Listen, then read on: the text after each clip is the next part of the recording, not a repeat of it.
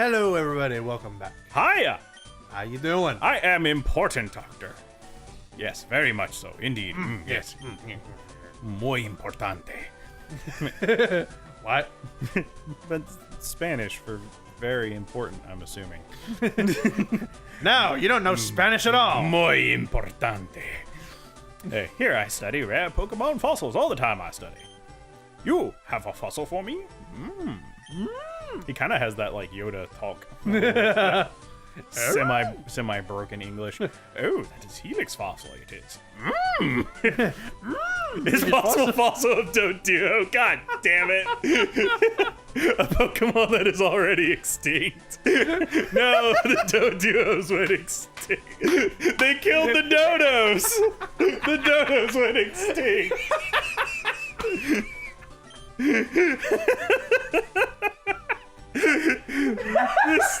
This really is a post-apocalyptic Earth. Oh my god, that's amazing. Of all the Pokemon, it's Doduo. Alright, well, I guess he's gonna resurrect a Doduo for us, and we'll let him go do his thing, and then probably whenever he gives it to us, it's not gonna be a Doduo.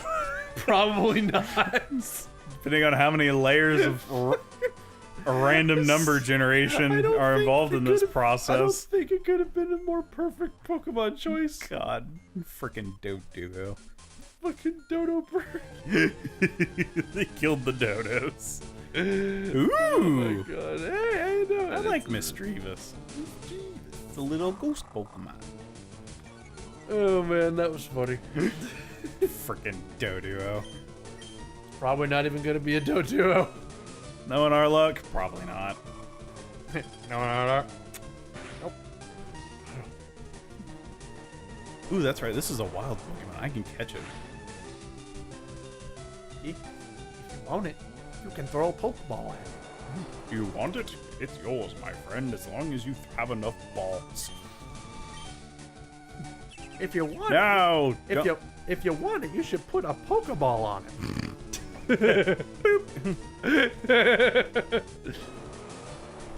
Stupid Mischievous protecting itself from an ice beam.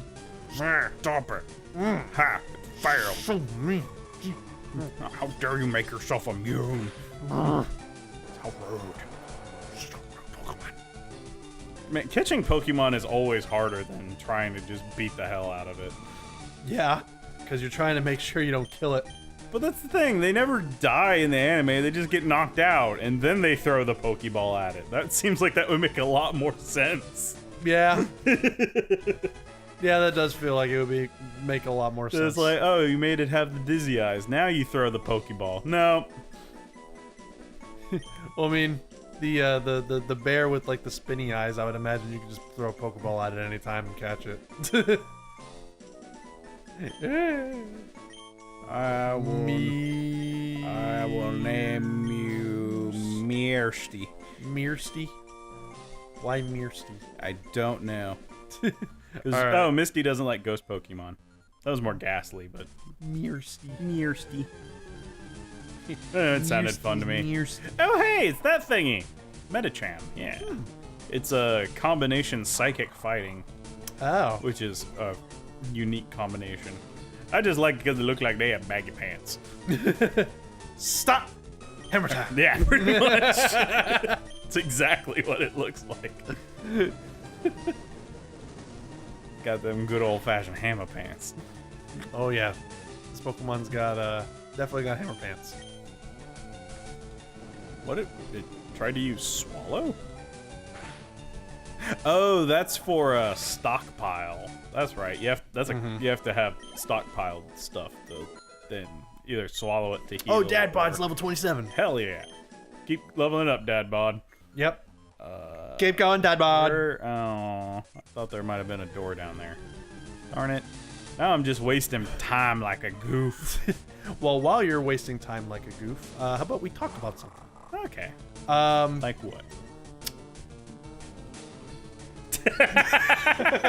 You didn't have anything in mind. Actually, I did have something in mind. What was that?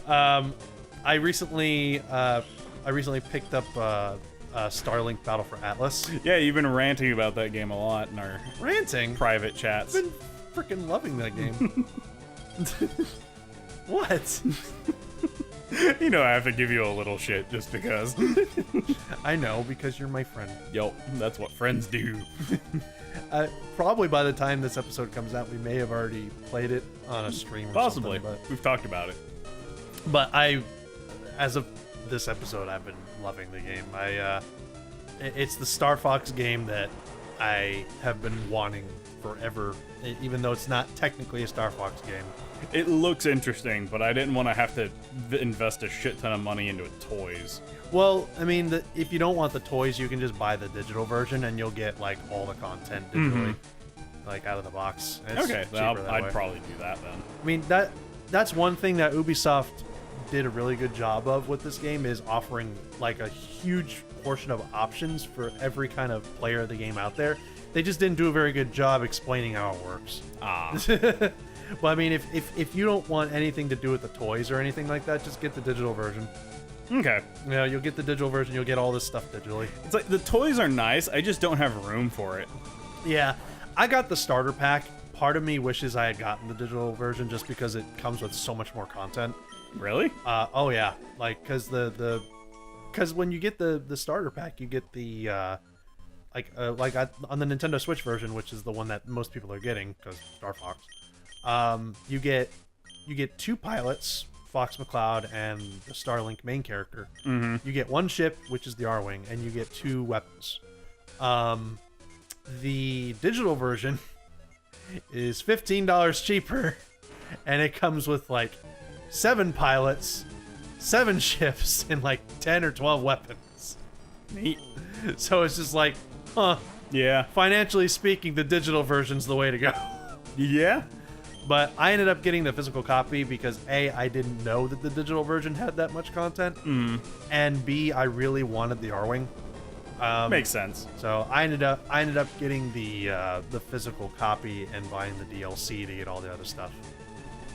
So, but it's a fun game. It's like it's basically the game that No Man's Sky wanted to be. Yeah.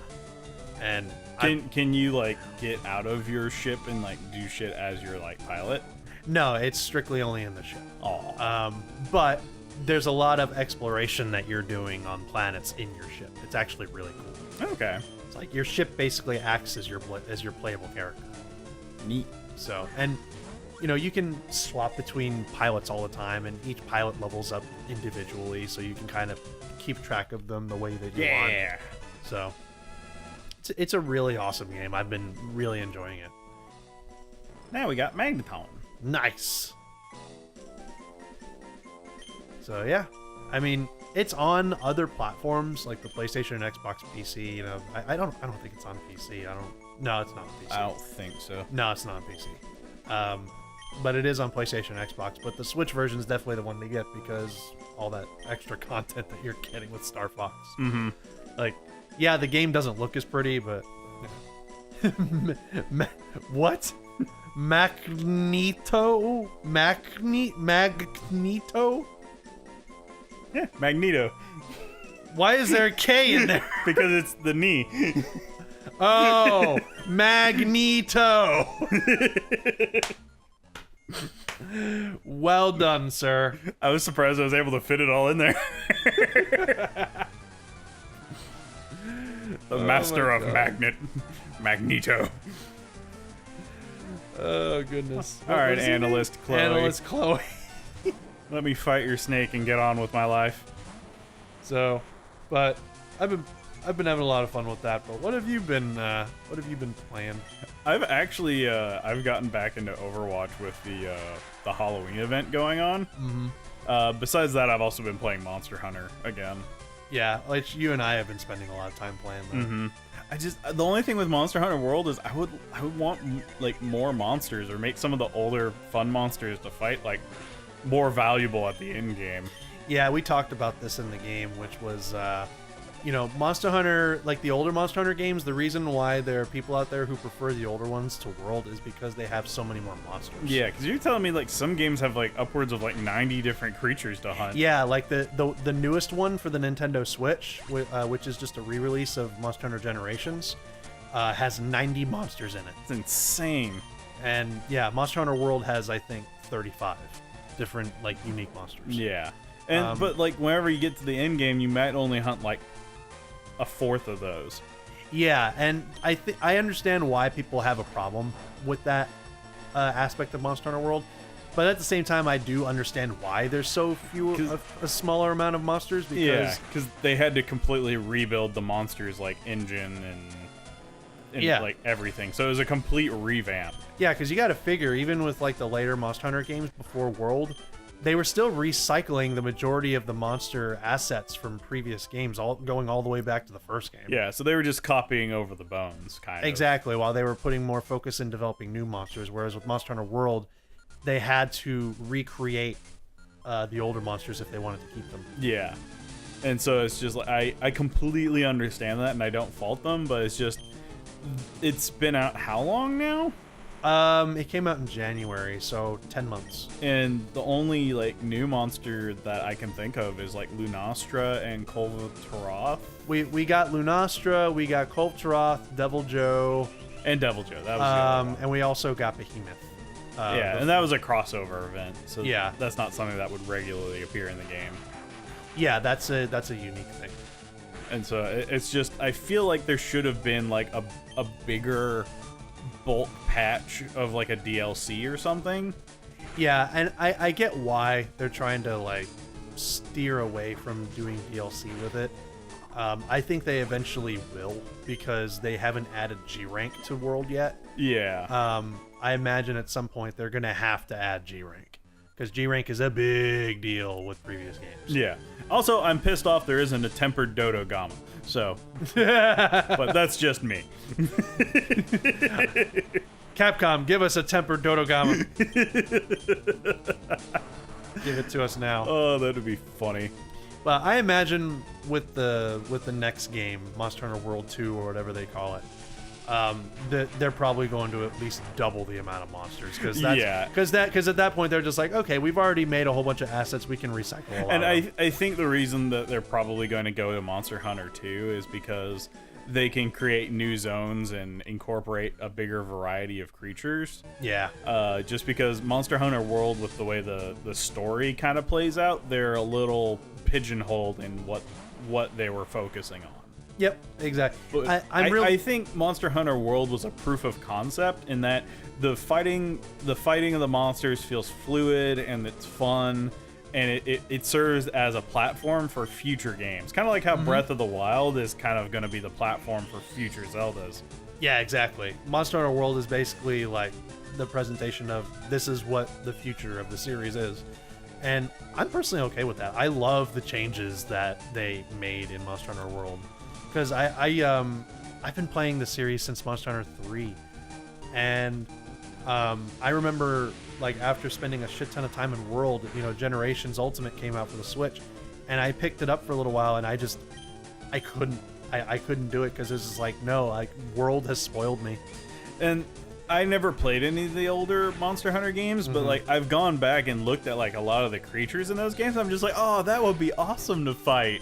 Oh yeah, that's the thing, and that's the thing that people love about the previous games more than World, is just the previous games just have a bigger, more varied variety of different kinds of monsters. And that's the thing with Monster Hunter World, is like 90% of the monsters are either draconic or like reptilian in nature. Yeah, whereas in the older games they had a lot more variety. I mean, they had mammals and insects as well. In Monster Hunter 3, there was like a freaking stingray that you had to fish out of. That you had to fish out with a fishing rod in order to fight it. Awesome. That was freaking amazing. But I have no doubt in the later games, now that they've revamped the engine, they're going to start bringing that back in the later games, especially with how much demand there is for it. Yeah.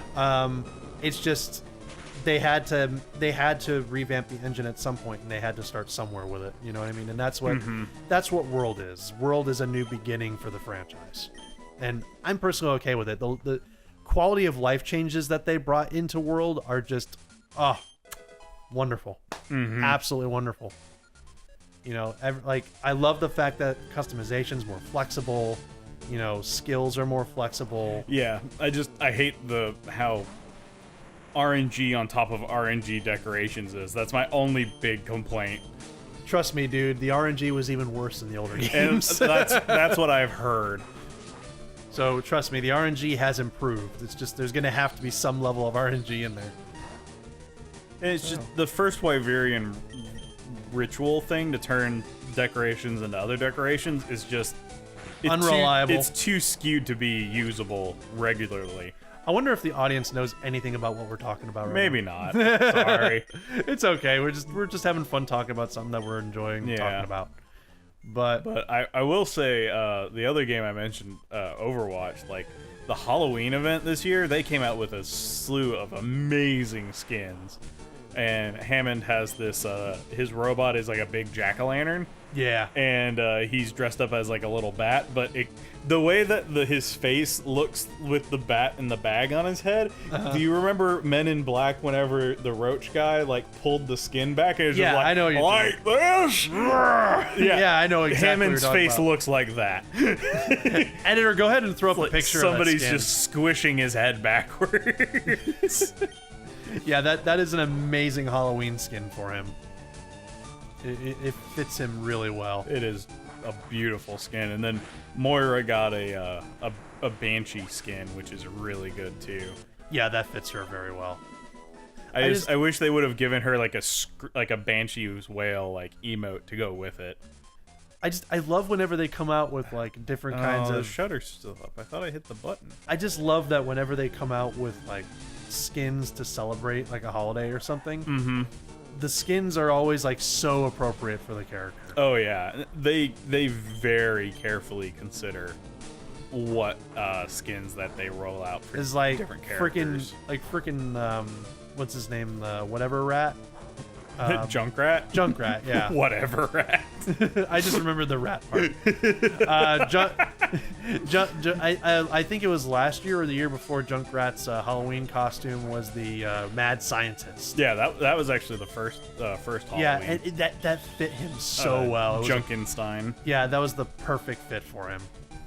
I wish I had owned Overwatch when that skin came out because I want that skin. You can still get it. I know you have to. I think you have to use like the in-game currency to buy it. No. During Halloween, you can get any of the Halloween skins, even from previous years. Gotcha. Oh my god, this encounter rate in this building is insane. Do you have a repel? Yeah, I bought some, but I was trying to level up Dad Bod, but nothing in here is really giving me a lot of experience. So. Yeah, just repel it. Yeah. Well, I'll tell you what, we'll use repel and we'll see everybody next time on Ropes. Yeah, we'll try and get through this this building because it doesn't look like there's anything too crazy in here that we want. Yeah, so we'll see everybody next time. I got another scope lens. Neat. Oh, you got a max repel. Yeah, I bought a couple of them. Okay, so we'll see everybody next time. Later.